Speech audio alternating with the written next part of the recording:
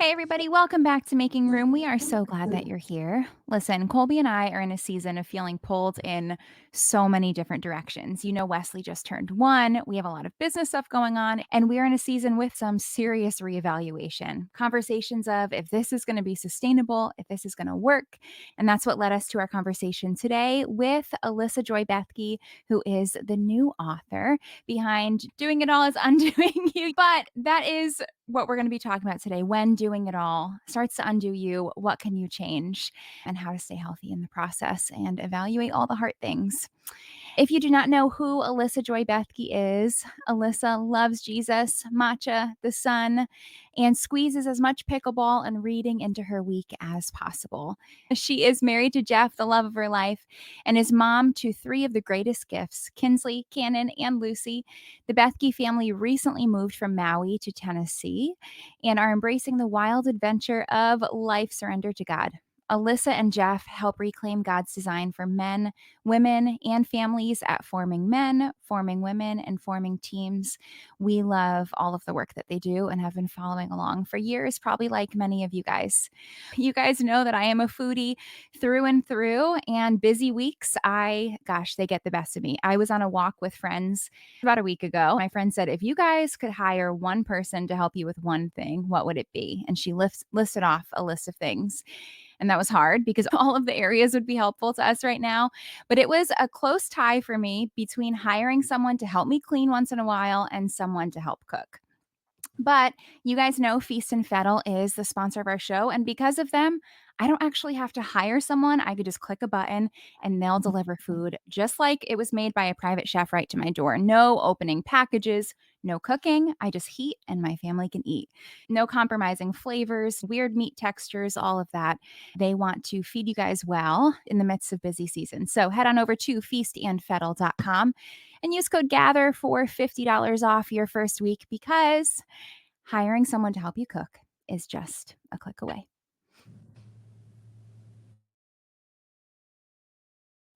Hi, I'm Katie, a hospitality educator and the host of Making Room by Gather podcast.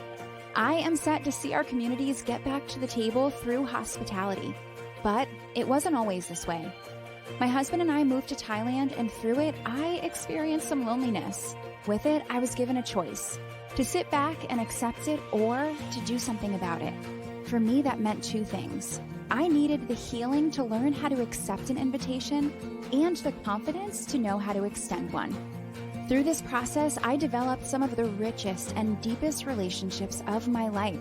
Through Making Room by Gather, you will hear conversations from myself and experts in the areas of food, design, and relationships. You see, there are countless things trying to keep us from the table. But can I tell you something? Take a seat because you are ready. You are capable. You are a good host.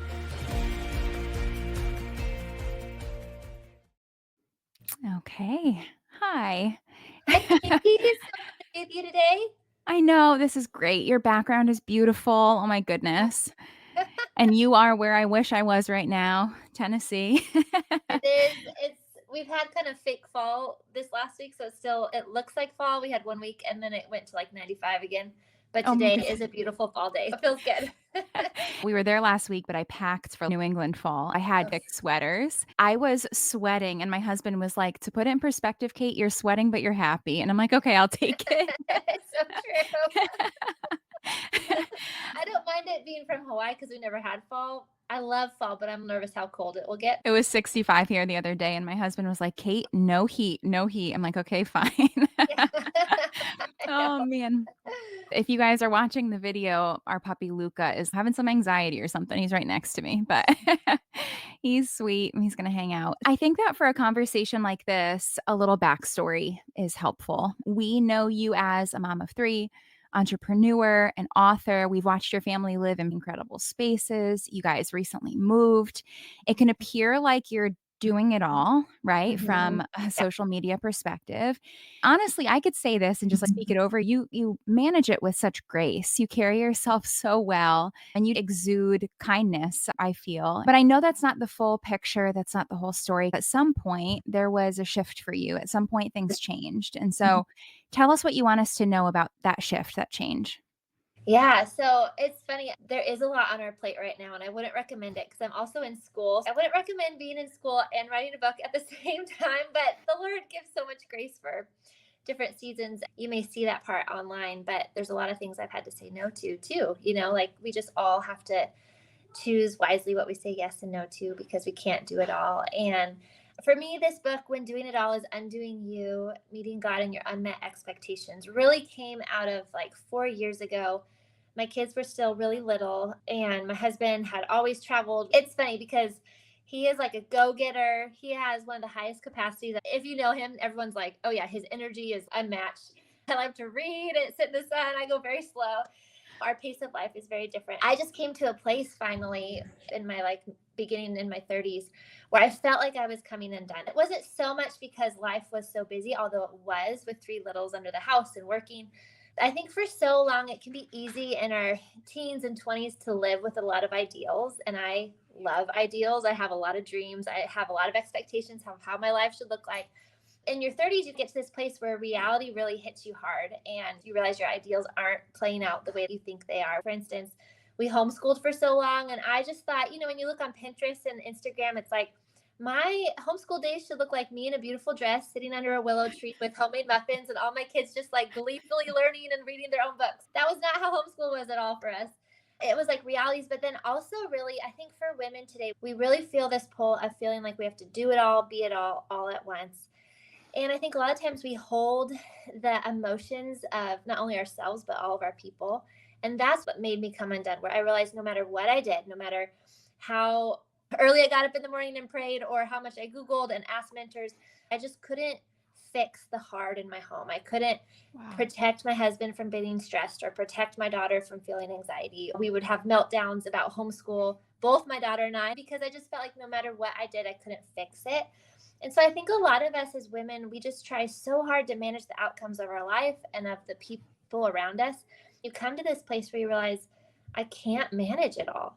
And I'm not called to manage it all. I think there's so much freedom when we realize, oh, that's not even what God is asking us to do. But it just was a lot of hard in my home, and I felt like I was coming undone. So I had called a mentor. And I love it so much because instead of giving me the 5 tips on how to homeschool well or a practical tip of how to help in this area that was hard in my home, she said, Alyssa, I think you need a season of tending to your heart. And she said, the greatest gift you can give your kids is not so much what you do for them in a day, but it's your transformed self. It's who you are. And so taking time to slow down, to be curious with your heart, to meet with the Lord throughout the day, not just in the mornings, and really be curious with your heart. I think you need a season for that. And so that really started this. For so long, I just had to hold it all together, and I had to hold all my people together. And I realized, like, no, the Lord is after my heart, and I need to give that to him and take a season. And so that really started this book of what do you do when life isn't what you expected it to be? No matter how hard you tried, nothing is changing or it's not going the way you want. So rich, so much there. I didn't tell you I was going to ask this, but I've referenced mentors a lot, like in my own life when I'm talking to friends. And people will say, where did you find one? How did you connect with them? I would love to hear from you, if you don't mind sharing. How Yeah. did you connect with this mentor? Because that was so valuable, speaking Yes. into your life in that way. It kind of like unlocked something. Yeah, I think mentors are so important. And I think there's so much pressure around it where it's like we want it, but it's like, how do we find it? I remember I was listening to a podcast years ago from John Mark Comer, and he was saying that he asked to meet with one of his heroes, John Ortberg, for coffee. And I just kept asking him to coffee. We would meet and then ask him again. We'd meet, I'd ask him again. It's been a year of meeting. He's my mentor. He probably doesn't even realize he's my mentor, but like, I consider him my mentor. I think we put so much pressure on, will you be my mentor? And that can feel, I don't know if I can sign up for that.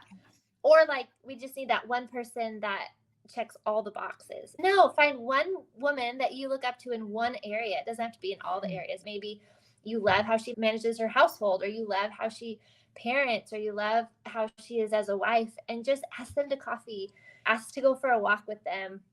For me, all my mentors, because we lived in Hawaii on an island, they didn't live there. And so I was so grateful for Voxer or Marco Polo or voice notes to just call them in real time, like, hey, I had a really hard day today.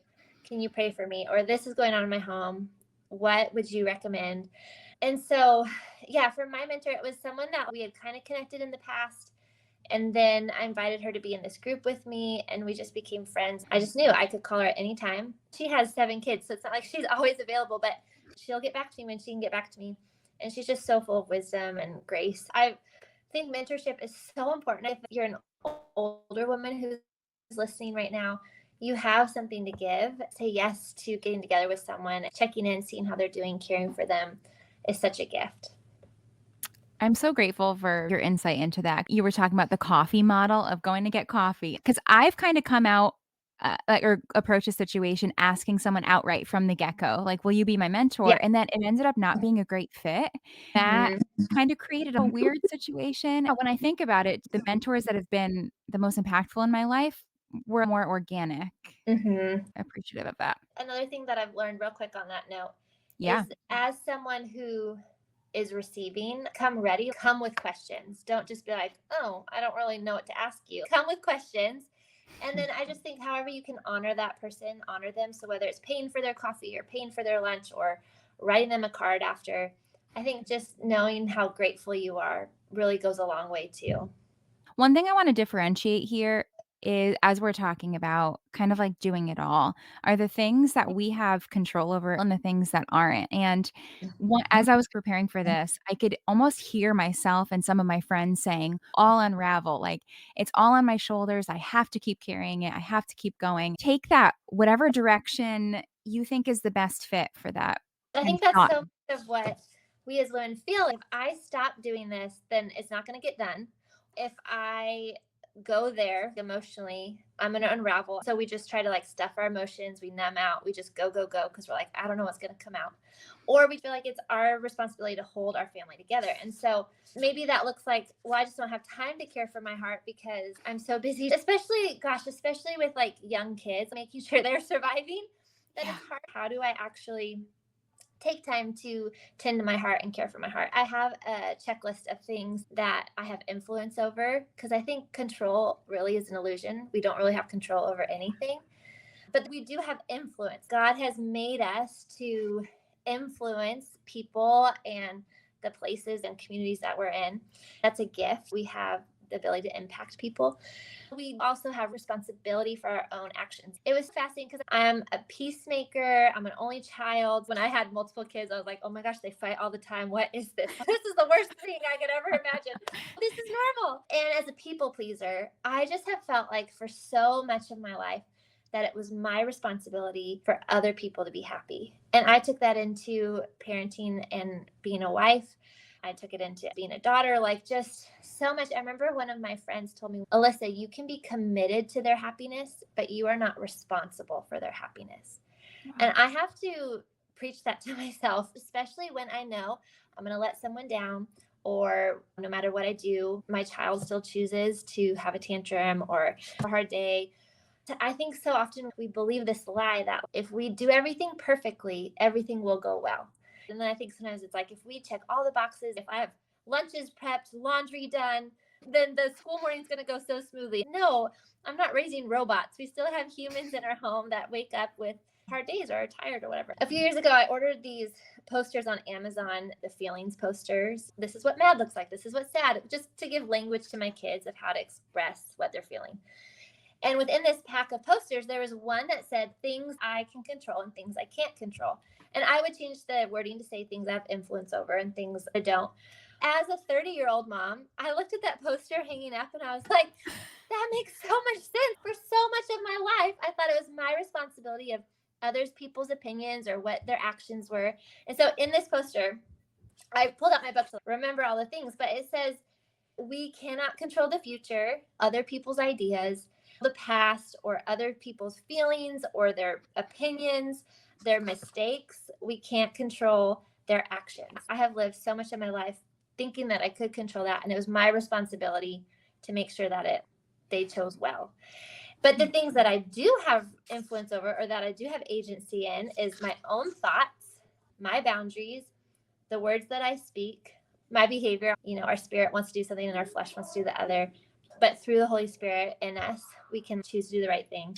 We can ask for help and we can choose our friends. And so I think it was just so insightful to me to realize, like, the things that I do have agency over is how is my heart. And it's so easy, like when we aren't doing the inner work, when we aren't taking time to process our lives and look at our heart, we have emotions that just come out sideways. And we're like, why did I just act like that? Why did I just lose it? Why am I crying all of a sudden? Why am I so frustrated? It's because we haven't done the inner work of processing. Why am I feeling sad right now? Oh, it's because of this. Okay, that makes sense. We just run so hard and we think it's our job to just hold it all together. That was really helpful to realize, like, okay, I want to grow at giving my heart to the Lord more and more, tending to my heart to process my life so that I can be more like Jesus. That is the gift I give to my family, not me trying to hold it all together, make sure that they won't be stressed or have a tantrum or that we can't find the sock and it's my fault. That was just really helpful to rehearse. Okay, I have agency here. Control is an illusion. And when I do the work on myself, that is a gift to other people. Each of us listening are connecting to a different part of that. When you said I have influence over my friends, I kind of always knew the proximity principle, but something about this year, I have friends in my life that I'm like, oh my gosh, this group of friends is really challenging me and pushing me towards health in a way I've never had friends do. I was like, wow, I really see it now, the power that plays. It's so bad. But someone in my life said that every year, once they hit 30, they start to evaluate their friends. I think Darn you it. said you weren't sure if it was a podcast. Say it one more time. What did I say? You said you weren't sure if it was a podcast. It froze on this face. Were you really serious? I'm like, "Man, she's really into this thing." Oh. I was like, "You're really interested in what I'm saying." I can't remember if it was a friend or a podcast guest, but someone said that once they hit 30, every year they took inventory of their friends and the people they were spending time with. I get it now. And not that we're supposed to cut everybody out and be irrational, but there's something to say about it, being intentional with our It's so friendships, true. especially with accountability in our home. Isn't there a study that you are like your top 5 friends? Whoever your closest 5 friends are, that is who you become.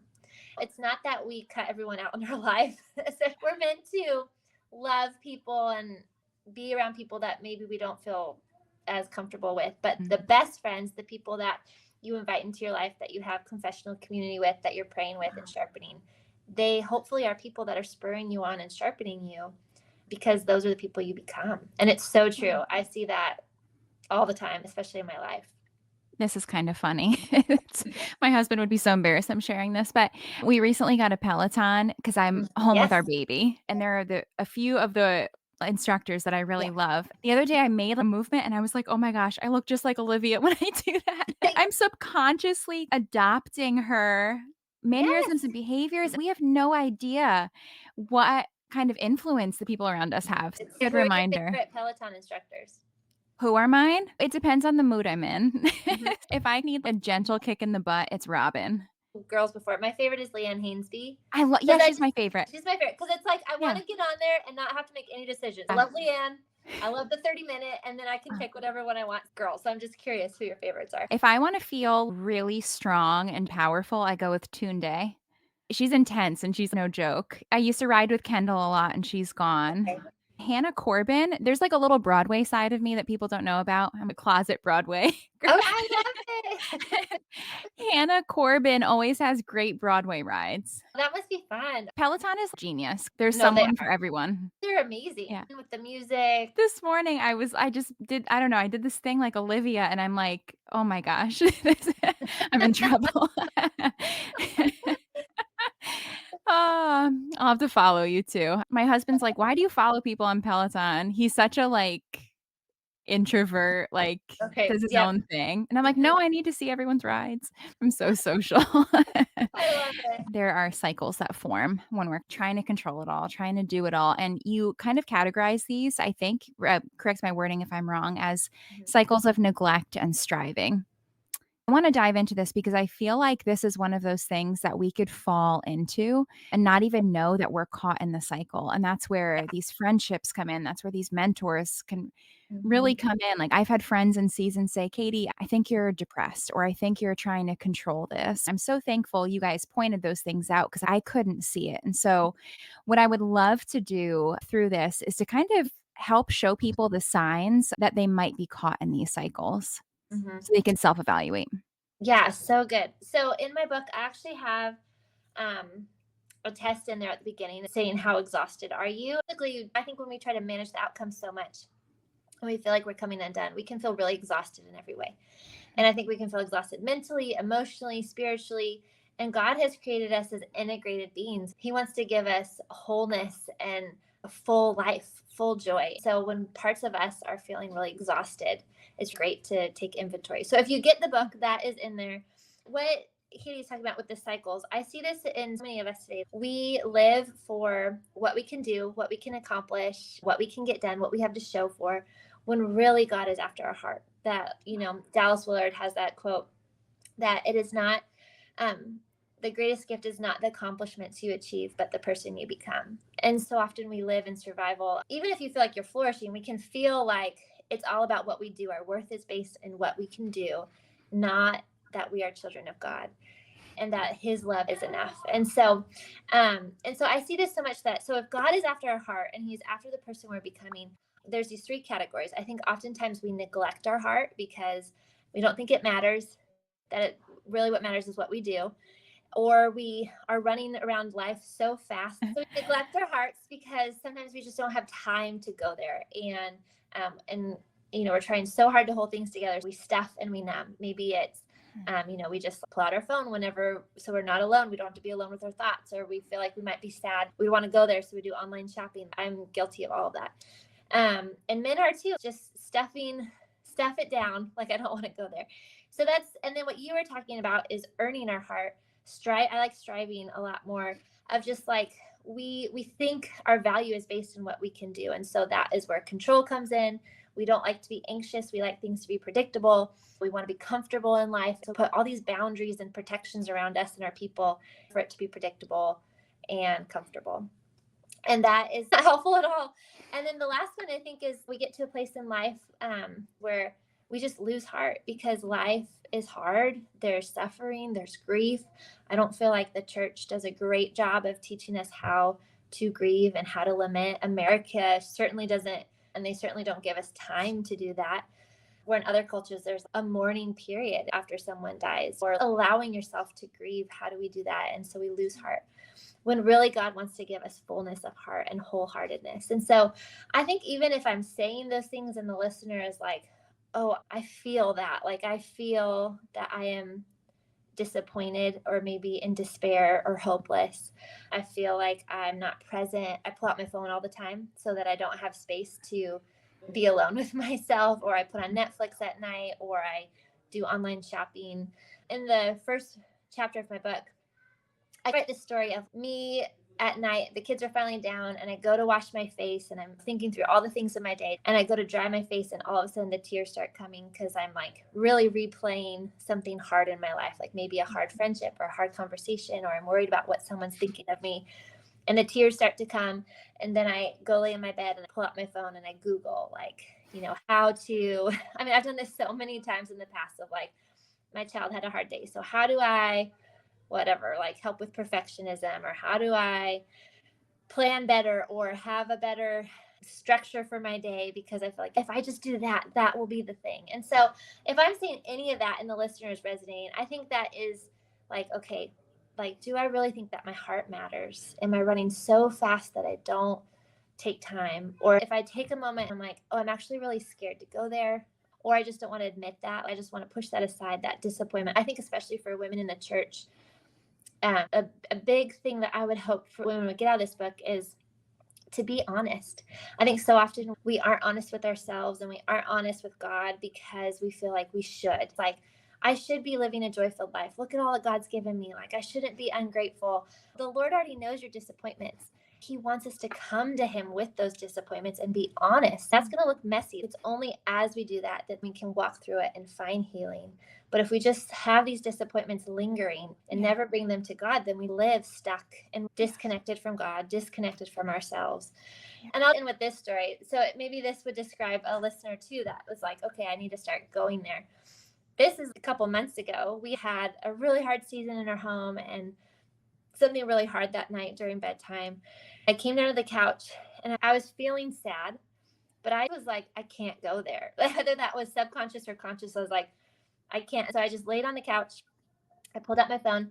I was on Instagram for an hour. Then I shopped for an hour, and I usually go to bed at like 10, 9, 10. And I was just like wired, and I didn't fall asleep till midnight. And as soon as my head hit that pillow, I just had like alligator tears gushing. But this is where I was so grateful, because in the past I would have said, no, no, no, I can't go there. Let's just go to sleep. This time I was like, no, Lord, I know you are inviting me to, let's talk about this. I'm really sad, and this is why I'm sad. And in that moment, the Lord met me because I came to him with it. It was so sweet. Like, I still numbed out, I still stuffed, but I was so grateful for the tears that came, because that's when I could really come to the Lord. And so if any of that resonates with the listener, I think it's showing we're trying so hard to hold it together and just running so fast. And the Lord's inviting you to come, get away with me. I love Matthew 11, verse 28 through 30. Come, I'll restore your life. I'll show you how to live with the unforced rhythms of grace. I'll give you a light and easy yoke. The thing about that is there's still a burden to bear, but in Christ, as he carries it, it is light and easy instead of so heavy. And there's a verse in Psalms about how he will shoulder it for us. So often we feel like we have to do it, especially as women. We can do it until we can't, and we're coming undone. As I was like flipping through the book, I was like, man, there's so many little snippets that I want to pull and read to people and show people, but you're just going to have to buy the book. Well, we end each of our conversations with the same 3 questions, and I want to hear your answers to them as we get to know you a little bit more. The first one is something you have eaten recently and loved. Oh, I love that question. Okay, so Mhm. there is this amazing hotel down the street from us called South Hall. I don't know if you've been there. But everyone's telling me about it. It's so beautiful. It's like farm to table. It's one of my favorite places. Yesterday, I went there for lunch by myself, which was amazing. They make the most amazing sourdough bread and these butter rolls that are just literally to die for. They have honeybees everywhere, so they make their own honey butter with like the Maldon salt. It's so good. So that is something I've eaten lately, and I've eaten it a lot because the day before Jeff and I went for a date there. So I just forgot the bread. I love it. It's sourdough, you're allowed to. Yeah, I know, that's what I tell myself. But if anyone Uh-huh. is ever in Franklin, come to South Hall. It is so good. Okay. I will. An influencer just posted about their spa, actually. Have you been to their spa? Oh, yes. Well, I went. I didn't like get any treatments done, but I'm anxious to. It was so beautiful. That's also on my list. I have my next trip fully planned. Yes, you're good. Um, okay, how about this one? I feel like you're gonna have a good answer. A gathering you attended that made you feel a strong sense of belonging, and if you could pinpoint it, what it was that made you feel that way. Wow, I love that question. So actually, it was my birthday a couple weeks ago, and a handful of my most treasured friends, which is so funny because they're actually like half of them are actually what I call my friend tours. So they're friends, but they're mentors. They're like 10 years, a little older, but they all surprised me here. And we went to South Hall for an overnight Not that my sponsored. husband, yes, my husband surprised us with. But it was so sweet. It was like my book was coming out and it was my birthday. And so that night we all put on our robes and hopped on the bed and they all prayed over me. And so it was just like very encouraging, so supportive, just felt very championed. So that was really sweet. I love that. I love it. Goodness. It's so funny, all the South Hall talk. Listen, when something's good, you gotta talk I about know it. it's my thing this month. And last but not least, on a much lighter note, something you've discovered recently that you think everyone should know about, a Netflix show, Amazon purchase, anything like Mm. that. Oh man, this is such a good question. I love this question so much, and I get asked it a lot, and I'm Do always you? like, I always have things throughout my day, and then when I get asked it, my mind goes completely blank. But I have things because I love things. South Hall sourdough. No, I'm kidding. South House sourdough. You can't order that on Amazon. Okay, let me think. Okay. What would I? Gosh, why am I blanking? If not, you could just plug your book. I know the book. Okay, no, there has to be something. Give me just a second. Well, it's so funny. I am such a reader, and so a lot of the things probably are books that I've read. I feel like I have my best friend who is such a maven. She'll be like, "You have to try this lip gloss, or you have to try this concealer. Every time I hang out with her, I drop like $100 because I'm like, I just need everything she says. So for me, it probably is books. I am reading two books right now that I love. One, Eugene Peterson is one of my favorite authors, pastors ever, and just been like such a spiritual hero to me. So I'm reading his one. It's like the letters to the young pastor. He wrote all these letters to his son who became a pastor. And it's just really sweet to see father and son and like caring for the church, and very easy to read. So if I just love it. If you love Eugene Peterson or if you're in church ministry at all, I highly recommend that book. And then the other book I'm looking up, the other book that is like changing my world. It's a little deeper of a read for people, but Ronald Rolheiser, my friend just recommended this. He has a book called Against an Infinite Horizon. Oh. I'm only 3 chapters in, but it is so good. I feel like he's helping me. I don't want to give it away. I'm still digesting a lot of it, but just talking about real things and our longings. We are basically infinite creatures made for eternity, made for Jesus. At the end of the day, things on earth will never actually truly satisfy us, even in marriage. Why are we married for so long? No matter how healthy and wonderful, we still feel alone at times. And it's just talking about how we're made for the Lord. But he talks so much about motherhood and family and, just real life things, money. And it is so good. So those are maybe are for specific people, but I love it. I'm really enjoying those books. I'll link those in the show notes. I never share mine. So I'm sipping on, I know I'm like crazy. It's Trader Joe's pumpkin spice cold brew.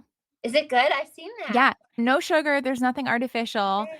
And like if I could, I would have a pumpkin spice latte every day. But Yes. I do. you do. Good for you. Good for you. Get it. I'm kidding. No, so I just have this in the fridge and it's phenomenal. It's very Okay. good. I'm Yeah. going to Trader Joe's after this, so I'm gonna pick some up. Definitely get it. And then the other thing is my husband got me these stunning bookmarks off of Etsy. I Oh, just love being surrounded by beauty, like beautiful yeah. things. And it's like an acrylic bookmark with dried wildflowers in it, and it's just really beautiful. Oh, that's Yeah. sweet. That's so sweet. So I'll Um, attach those. have you tried Trader Joe's gluten-free pumpkin pancakes? The mix? No, but I've had the pumpkin bread. The pumpkin bread is Yeah. amazing. Also the pancakes. If your son loves pancakes, they are so good. And I'm gluten free. I don't know if you knew that, Okay, but okay. Actually, we got both. I liked the gluten-free better than the normal. we'll So, do it.